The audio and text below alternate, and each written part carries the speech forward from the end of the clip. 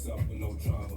Sipping Henny Wakanda. Sipping Henny Wakanda. Sipping Henny Wakanda. Fists up with no drama.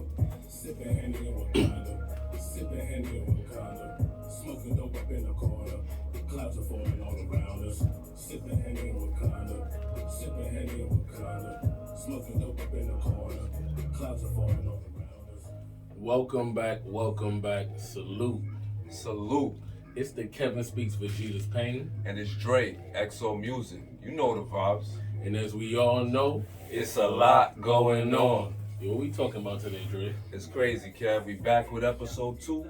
And the aim for today is, do black people owe the culture when we've achieved a certain level of success? So let me elaborate. Are we, black people, when we've achieved a certain level of success, so by financial status, social status, do we owe the culture? What's your thoughts, Kev? That's a very, very interesting topic. I think we absolutely do. I think when we think about W.B. Du Bois and we think about the notion of the talented 10th, and we think about this idea of the best of us in any field of endeavor, right? I think our job is to go out, grab the information, like the spook who sat by the door, one of my favorite books. Go grab the information and bring it back to our people, bring it back to the conglomerate, the black nation. So respectfully, I absolutely think if you've come up in our culture and gained any level of success using any conventional vehicle with our culture, whether that's hip hop, the NBA, sports, or any avenue, and you've utilized our culture to propel yourself, you absolutely should reach back. What do you think about that, bro? Well, I really agree with you, Kev, but just to play devil's advocate here, what do you say to the person that says, well, I did it by my bootstraps, like the hardworking business owner who really did it by himself? And yeah, you had some level of help, but he did it by himself. What do you say to that person that's like, well, I worked hard for mine, so what does giving back really look like? Do I really have to pour money into my community? So I agree with you again, but to play devil's advocate here, what do you say to that person? What I'd say to that person, I'd ask them what do they want to see for the future, right? I say it's your prerogative to only think about your individual lineage, and I'd actually say I'm sorry that you didn't have people who look like you in place to help you in and along your journey. But then I'd ask, well then, it comes down to, do you want to continue the path of our people who are already objectively losing? Do you want us to continue that path? Or do you want to be somebody that can literally shift the trajectory of one person's life and probably all the people you decided to talk to and the people they decided to talk to as a result? So that's what I would say. So then, my next question is now, what I guess is what level is that status achieved? Like, what point does that person have to get to for you to now feel like we got to give back? Because me personally, I feel like giving back should just be a part of everyday life, regardless of where you're at. If you see a homeless person on the street, it's our best to just leave the world better than we found it.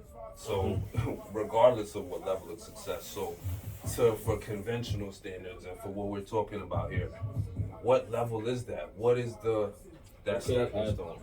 I'd say exactly what you said, right? Everybody at some point can do something, and I think that same sort of concept runs parallel to anything in life. Us asking, when is it going to be the right time to start that business, to start that endeavor, to do anything, right? So I think if we're looking at a number metric where you go, I can comfortably give back, well, I can't be mad at that. But if you ask when you can do something, you can stop somebody in your neighborhood. Because here's what's true. We can talk about the macro and talk about helping the homeless, etc. For me, I'm hyper-focused on people who share our reflection.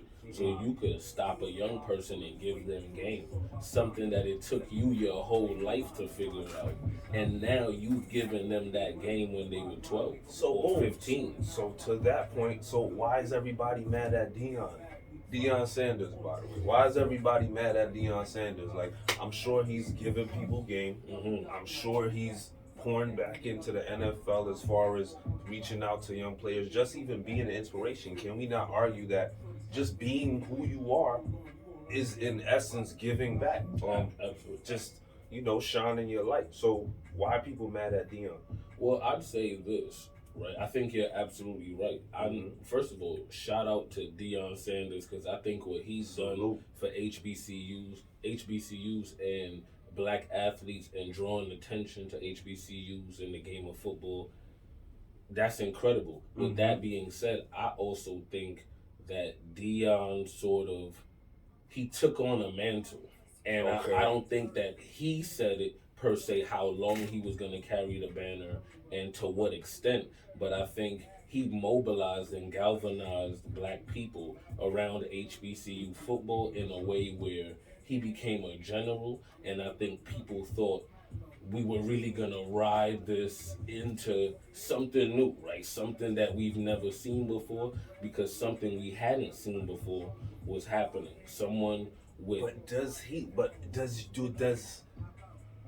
is it his job to carry that mantle? Because I'm not saying he has to do it alone. Like there are a lot of black professional athletes that could be starting youth leagues, could become coaches.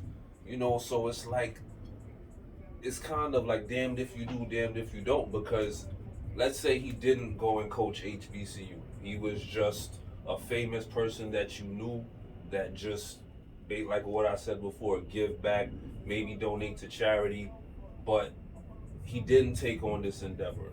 Would people still be mad at him then? Like I feel like people would still be mad. Like so can I say this? I think the thing about it is when we looked at Deion's coaching career, because you're right, I think Deion is an incredible athlete, a Hall of Famer. No one could take any of that away from him. But when you look at his coaching trajectory, unfortunately, it wasn't that of a Jeff Saturday, right? Who got an opportunity relatively quickly, right, after his playing days, right? The road for Deion, although he's the greatest of all time at his position, was admittedly difficult and different.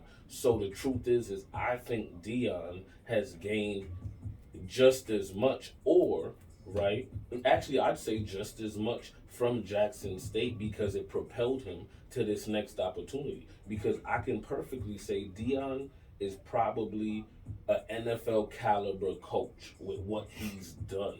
With that being said, though, he didn't have the opportunity. We're seeing that he's gonna have to win at every level and earn it a different way. But based on that, I think that he got a lot. He took on the mantle that generated a lot of attention, yes, toward the program, but also toward himself. And I think he's benefited just as much with his public profile, his social capital, his social media presence, and he's gonna take that and continue to use that as he garners and brings star athletes to Colorado now. So I don't know that people have the right to be mad at him, but I do know that it's a sore spot for a lot of black people, and I don't think that everyone is absolutely wrong. Okay, so you said it's a sore spot. Now, when I thought that, I'm gonna switch gears a little bit. Same subject, but different person essentially. It's a sore spot for me. Hov bought the Nets. Okay, Jay-Z. You feel me? So talk about it. So what's your thoughts about it? I mean, personally, I feel like it's a sore spot that he's not in some more of a controlling capacity of the Nets. I feel like he should have took a hands-on approach for what he's from Brooklyn, what he does for the culture, what he does for New York. The business aspect of it, I'm not privy to what's going on behind closed doors. I don't know what's happening in the Nets front office, but I guess I just wish that Hov would have been there, at least courtside. You feel me? At least, I'm not saying everyone should get a free bottle of Douce at Nets games or even at 40/40 Club, but you feel me? Just when you get to that level, like if we're talking a Hov, you've been a staple in the game for a while. You've been doing this. You have multi-million-dollar deals. And you wanted to give back to the city. I just wish that would have happened more. But that's just my opinion on Hov. I mean, do you feel like Hov owes anything to the culture, bro? More than what he's done? I think he owes something to the culture. I think what that looks like may vary because similar to you, I'm not privy to everything that he's doing, so I don't know what projects he's funding that people don't know about. Because a lot of the times, people who are in position financially, socially, they can't support certain things, but they have their money tied up in endeavors that are propelling other things forward. So what I would like to say is I would like to see like a edifice or a building in Bed-Stuy, like a community center that's fully equipped with calisthenic equipment and all types of different things for young people that's outfitted with, different classes and different specialists that could teach different things. So for me, I would love to see Jay-Z give back and all other Brooklyn people who get to a certain level. And what it would look like would be a staple where we could look at. It could have graffiti on the buildings. It could be reflective of our culture. Like the kids could really see themselves in it, in something that's legal. True. You see what I'm saying? So I would love that. And that's real. And we could all, I guess, say what we'd like to see, right? We would all, Absolutely. if we were in that position, this is what we would want. So, where does the buck stop? Because I feel like what I'm really trying to get at in my initial point was if you're embracing boundaries, if you've achieved a certain level of success, if you're doing things that people may not even know about, like, what's the point where you like, all right, let me chill right now, or I've done a lot, or people don't even know I've done X, Y, Z. Like, where's that stopping point of, let me enforce Like, that boundary? I'd say the stopping point is wherever you make it. I think if we're talking about the individual, at the end of the day, you don't have to do anything for anybody. That's a full fact. Yeah. So at the same time, there's people who do a lot. So at the end of the day, the buck stops wherever you think it stops. What I'd say is, don't fake the funk and don't fool yourself. Right? Don't At least just don't act like you're doing it for the culture and the people if that's not what you're doing. And if you are, then really should you really want all the praise? It's kind of like when they say when you hold the door from somebody and they don't say thank you. Now we all know that stings, and we want to thank you for holding the door. But did we do it for that? Excuse me. So I'd say yeah, the buck just stops where you draw it. For me, I just know our young people need to see more things in their community that's reflective of them based on the stars that's getting lit using our culture. Because you can't tell me that you use hip hop and hip hop is the major tool, right? Not because and not to always draw it back to hip hop, but hip hop is so influential. It's literally a mirror of our community and influences it all at the same time. So when we look at it, anybody utilizing an art form specific to our culture and not pouring back, I mean, they would have to ask themselves, can they sit right with themselves? Because nobody else can hold you accountable, right? So let me ask you a question. Okay. When we think about a Kyrie Irving, right? Not to unpack all of the nuances of what was going on, but the way that black reporters, journalists, bloggers, YouTubers, content creators, the way they sort of reported about what he was doing, do you think that black people who create content have owe it to someone like a what do you think they owed to Kyrie Irving? What was your thoughts on the way he was depicted? I feel like the media slayed Kyrie. Honestly, I feel like he was made an example. It was, for all intents and purposes, a modern day lynching, bro, because he was slandered by media, and I don't want to get into who slandered him and or the logistics of that situation, but to be quite frank, do I feel the black community, the vloggers, or everybody, should they have been more kind to Kyrie? Maybe. I feel like because of who he is and his history in the NBA and his history with the media, it was easy. He was an easy target. Mm. So they could have definitely handled it better, but So let me. mhm. Do you think they were too quick to report on it? So could you say that them owing it to a black man is them waiting for all the facts to come out or not being so quick to jump on him? Or is it their job to just report the news as it stands? That's a very good question. I think it's definitely a case by case scenario, but in Kyrie's situation, definitely wait for the facts to come out. This man's whole career was jeopardized. He almost had to retire from the NBA. Like, this is how this man feeds his kids. When you want to take away a man's bread and butter, and he's basically just saying how he feels. Now, granted, should we all be more cognizant of how we say and what we choose to say? Of course, I mean, but then that now goes into our freedom of speech and that being compromised. So okay, so let me switch gears. So I think about someone like LeBron, right? We have examples of him pouring in to the community.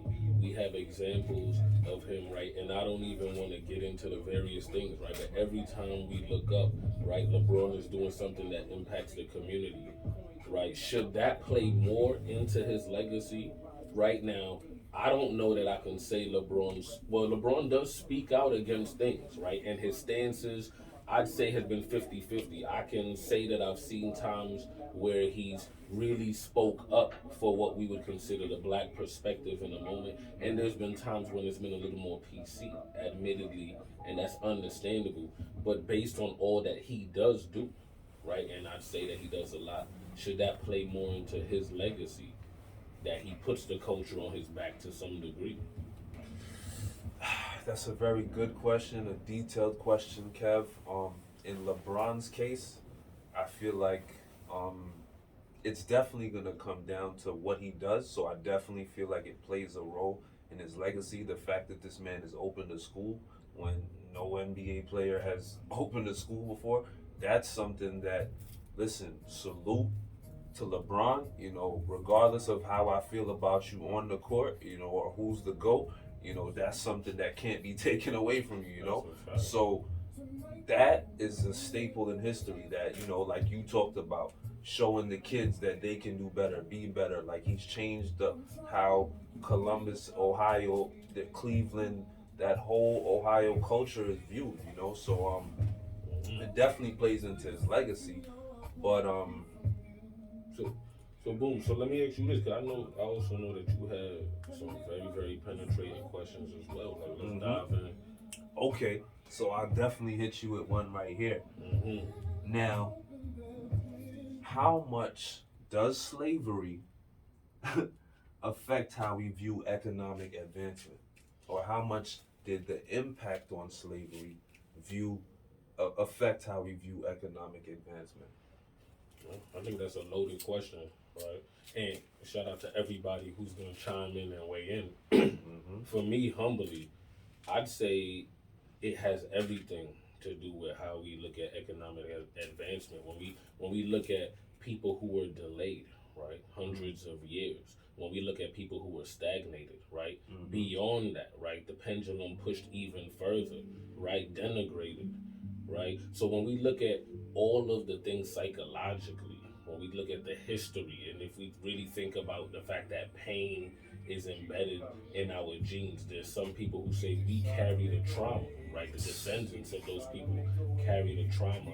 So in present day, there'll be a lot of people who argue that you have the opportunity to go out and do whatever it is that you want to do. And to a degree, that's true, right? There's not a lot of people standing in front of the door saying you can't come in here to apply because you look like this. But it's pervasive, right? And the white supremacist structure was set up in a way where it just moves and churns like an AI that sort of grows and evolves. It's not even, I don't even think it's a man sitting behind something pulling and pushing buttons, but I think it impacts black people because a lot of the times our distrust for one another, right? I round it off all to say, I think black men, we have a distrust for one another, right? We don't work with one another enough. I know, shout out to O'Shea Duke Jackson. He's a content creator. He's someone that talks about that a lot, right? A lot of people Like, we need to work together. We need to bridge our resources. We need to bridge our talents. We need to barter our talents in order to put ourselves in opportunity for economic advancement. So I think a lot of the remnants of slavery, a lot of it has to do with how we look at each other as black people. Because we're not physically stopped from doing a lot of things, then what's stopping us? Our inability to move as a conglomerate. Okay, that is a lot. That's heavy, and I definitely think you tackled that question well. But now, to the average black person, because this is another question I had. Mhm. Even after Barack Obama, do you feel like another black person feels like they could be president? I, I think it depends on what you believe. I think some people believe that our politics run deep and that it's a lot less democratic than we'd like to believe, and that it's chosen and there's a whole lineage behind it. But if you believe in the conventional process of however it is that you go about navigating a political party in order to get to the highest office in the land, then I think the image and the visual of a Barack Obama absolutely makes it more likely, because here's what's true. Irrespective of what you believe, there's somebody somewhere, there's young people who grew up who only knew Barack for a time. Right? I knew I had a vice president whose daughter at the time was 9, and she only knew a black president. So Okay. that visually was Now, powerful. I feel you. I know? feel you. Image looks good. And to Absolutely. that point, I could say now, well, they purposely did that to pacify black people at a point in time where the country was going through, major turmoil. But the reality is, I don't feel like I can tell a young man on the street that he can be president. Why do you say that? Because I feel like one, the select or to everything you said, the selection process, the intricacies of government, how the system works. I think for you to be on the track to be president, it's a track. It's not I'm gonna wake up one day and follow the steps to be president.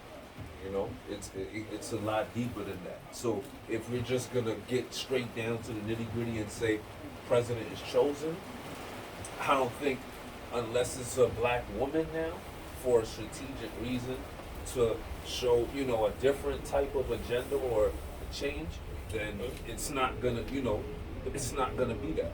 So yeah. I agree. That's dope. I definitely think we tackled that. What else you got for us? Man, you got some good questions. Slow Definitely down. some good questions. So staying around the same topic, is giving to charity still looked at as something reputable? Like, do we That's even a- care about giving That's to charity? a great Like, question. And the honestly. truth is that once somebody has too much money, I don't think it impacts us the same way, right? I think personally, it mean more to hear someone that is working their way up, or who is an everyday person, taking money from everything they have to already do and giving it to the less fortunate. To me, that just impact me more than hearing a celebrity has a charity that they either fund through their money when they have an exorbitant amount of money, or not even through their money, through the channeling of funds. So the truth is, Rose, I don't even really think we look at it the same. I think that's a good question. What's your thoughts on? Do you think when you hear a celebrity donates to a charity, do you care anymore? Like, do you think people care? I think tax write off. To be quite frank, I think tax write off. I think you're now doing it so that people look at you in a positive light. I mean, and don't get me wrong, I'm not saying that what the actual charity work does isn't beneficial to people.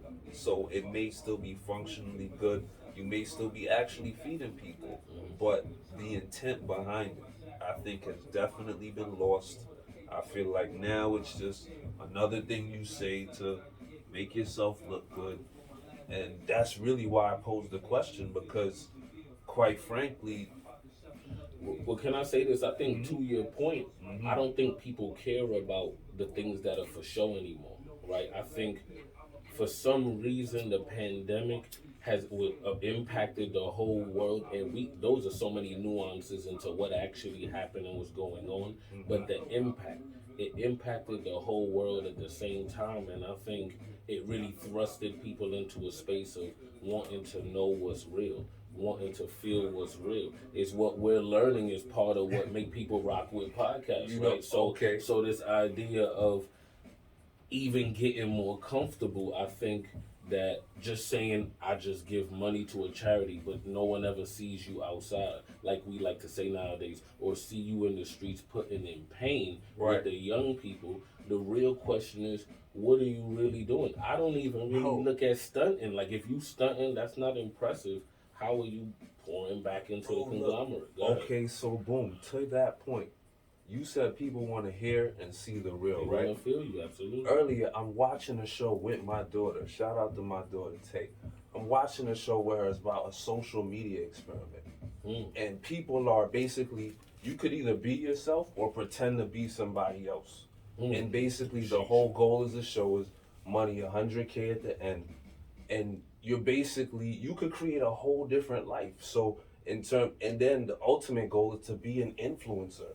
So you're an actual influencer. You're actually gonna influence people in the world.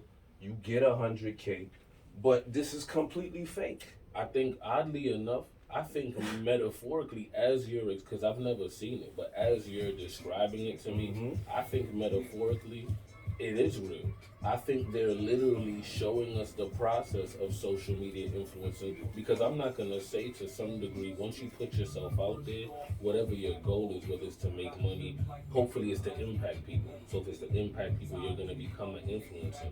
But everything you described talked about the negative sides of social media that I don't think people talk about, is becoming someone else. A lot of people Whole become catfish. someone else. Whole catfish. So I think they're talking about what actually happens and just putting it on display. Okay, so now, even if you're a catfish, even if you had good intentions at heart, right?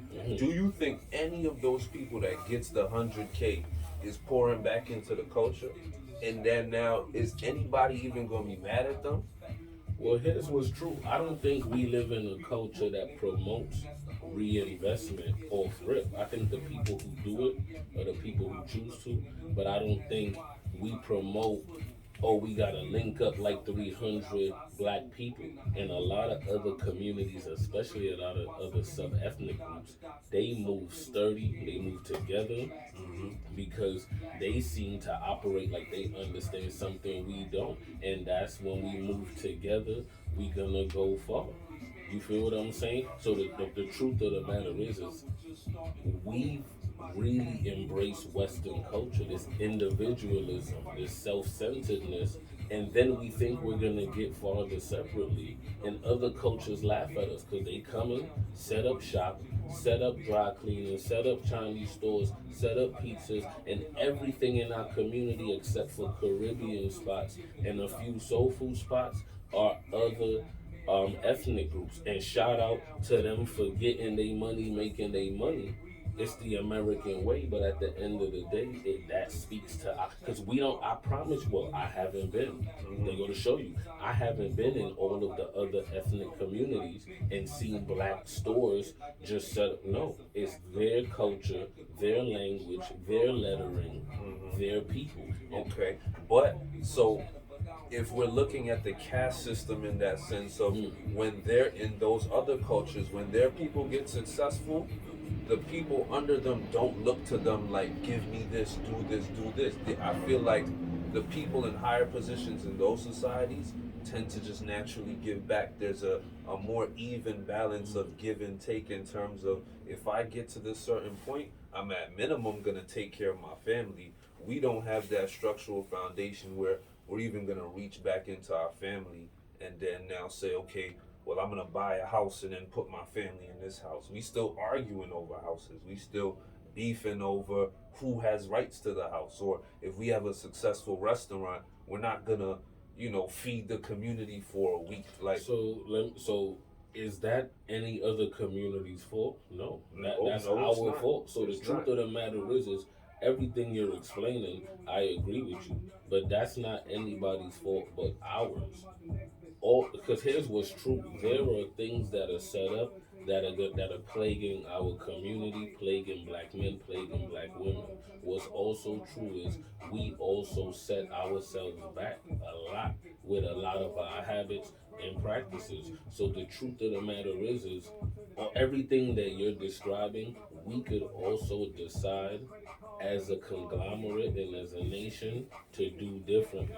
So I can't really be mad at anybody for coming in the community, getting the money, as long as we're not willing to come together and go, look, how do we have to acknowledge that accountability is needed. Nothing is going to change if we don't go wash our face as a community and go, okay, what are the things we're doing to ourselves? Because once we acknowledge that, now we could go, okay, how do we fix it? It's like fixing anything. But a lot of the times, what so much has happened to us, I think that's another impact of slavery. And I think it'll be a mental health.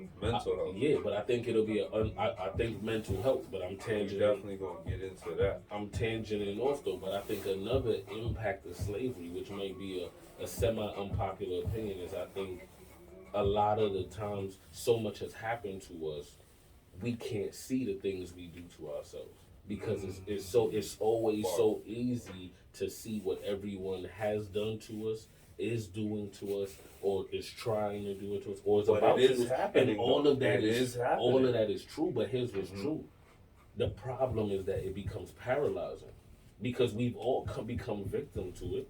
So it's not I'm not excluded. I'm just saying something that I think is a byproduct of all of that trauma is that a lot of the times when we make the most progress is every time we've accepted our role in something. Now, I can't speak for everybody, but at least for me, every time I've grown or moved from point A to point B is when I accepted my role in it. I could have acknowledged that someone was wrong all day, but nothing shifted for me until I either acknowledged how I contributed or how I reacted or something. So because of that, until we do that as a community and go, yes, it is things happening all of the time that is not right, that's not fair, it's crazy to be black anywhere, especially in America. But if we don't shift, because no, and we have to do it not because it's on us, but because no one else will. That's the thing. Literally, there is no reason for them to take their foot off our necks if we don't shift. Okay, so basically to sum it all up, accountability Absolutely. from starting from you taking responsibility for your actions. Absolutely. It sounds like acknowledging where we've come from, what we've been through, Absolutely. what's happening all around us, and we definitely gonna get into those mental health Oh conversations. yes, because for sure. that deserves its own Its space own and stuff, time. but Absolutely. Just as far as sticking to the aim today and as far as what people owe to the culture, I guess we gotta balance it out more with that accountability, like you said, Absolutely. and the people at the higher levels giving back and just making giving back a regular thing. I feel like. Absolutely. So I feel like we could round it off there for today, unless you had anything else to add, bro. Well, yeah, I guess I'd sort of wrap up by always saying thank you for the time it took to deliver this message. We appreciate you. When we really think about giving back, I do think that you summed up the conversation well. But I do think W.E.B. Du Bois' notion of the talented 10, I think as I speak to everybody out there, whenever you gain any level of success as a person of culture, especially utilizing our culture, I think it's important that you reach back, even if it's to people in your proximity, because it's all tentacles. And you never know how much people you could ultimately reach, no matter where you are, whether you on the block and there's young people who look up to you, or you're a professional and you look down along the way and realize you could put people onto game. But I think our culture needs to get like 300. We have to get shoulder to shoulder and we have to march forward slowly. So that is ultimately my thoughts on it. You feel me? And like I said, I appreciate y'all, man. I think Appreciate y'all, man. Episode 2. Y'all know what time it is. You know the vibes. And you always know it's a lot going on. Salute.